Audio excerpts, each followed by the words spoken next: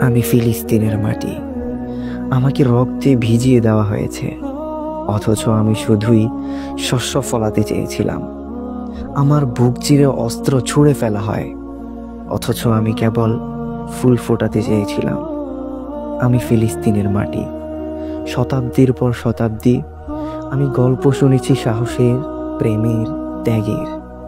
আমার উপর দিয়ে হাজারো পা হেঁটেছে যারা প্রতিশ্রুতি দিয়েছে স্বাধীনতার।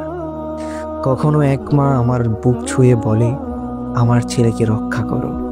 কখনো এক শিশু কাঁদতে কাঁদতে বলে, তোমার কোলেই আমি ঘুমাতে চাই। কখনো বা এক যোদ্ধা বলে, আমার শেষ নিঃশ্বাস তোমার জন্যই। তারা জানে আমি তাদের ভালোবাসি। তোমরা যারা দূরে বসে দেখছো, জানো কি আমি কেমন করে সেই শত্রুর ভার সইতে পারি? আমি কেমন করে আমার মানুষের কষ্ট চেয়ে নিতে পারি? তবুও আমি জানি একদিন আমি আবার হাসবো। আমার বুক থেকে শস্যের কাদামাটি ঝরে পড়বে, রঙিন ফুল ফুটবে। আমার বুকে শিশুরা দৌড়াবে, তাদের হাসি মিশে যাবে আমার বাতাসে। তুমি কি সেই দিনটিকে আমার সঙ্গে কল্পনা করতে পারো? আমি ফিলিস্তিনের মাটি। আমি জানি একদিন আমরা স্বাধীন হব।